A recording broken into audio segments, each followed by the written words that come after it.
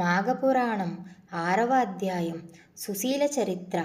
భోగాపురమను నగరంలో సదాచారుడు దైవభక్తుడగు ఒక బ్రాహ్మణోత్తముడు నివసించుచుండెను. అతనికి అందాల భరిణ వంటి ఒక కుమార్తె గలదు. ఆ కన్య పేరు సుశీల. మంచి శీలం గలది, మంచి బుద్ధిమంతురాలు. చిన్నతనం నుండి దైవభక్తి కలదై ఎల్లప్పుడూ ఏదో ఒక వ్రతమును స్వీకరించుచు పురాణ పఠనమునందే సదా మనస్సు నిలిపి కాలం గడుపుచు యుక్త వయస్కురాలై పొన్నమి చంద్రుని పోలు మోము కలదై ఉండెను. ఆమె గుణములు తెలుసుకుని ఆమె వద్ద అన్ని లక్షణములు ఉండుట వల్ల మృగశృంగుడు సుశీలనే పెండ్లి ఆడదలిచాడు. ఒకనాడు సుశీల తన ఇద్దరి స్నేహితురాండ్రలతో కలిసి కావేరీ నదికి స్నానమునకు బయలుదేరి వెళ్ళినది. ఆ సమయమున ఒక ఏనుగు అడవి నుండి ఘీంకారం పెట్టుచూ వచ్చి స్నానార్థమై వచ్చిన ఆ ముగ్గురు కన్యలను తరుముచొచ్చెను. వారు భయపడి ఏ దిక్కు కానక ముందు వెనుకలు చూడక పిక్కబలం కొలది పరుగడిపోవుచుండగా దారిలో గట్టులేని నూతిలో పడి ప్రాణములు విడిచిరి. ఆ సంగతి వారి తల్లిదండ్రులకు తెలిసి వచ్చి చూచుసరికి ముగ్గురూ చనిపోయి ఉన్నారు.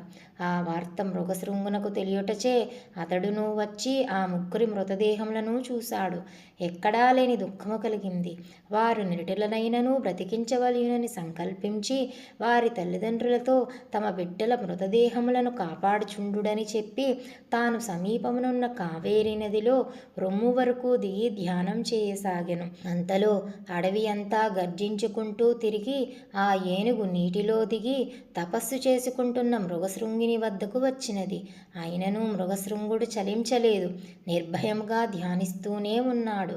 ఏనుగు కూడా మృగశృంగునికి ఎదురుగా నిలబడి దీక్షగా చూడసాగింది.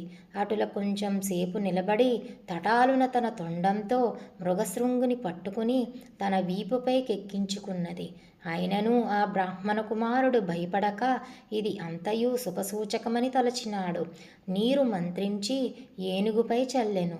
తన రెండు చేతులతో దాని శరీరాన్ని నిమిరాడు. క్షణంలో ఆ ఏనుగు తన రూపం వదిలి ఒక దేవతారూపంలో నిలబడి తనకు శాప విమోచనం కలిగించిన ఆ మృగశృంగునకు నమస్కరించి దేవలోకమునకు పోయెను.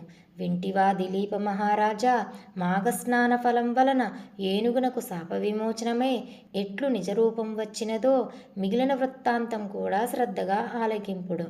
మాఘపురాణం 6వ అధ్యాయం సమాప్తం.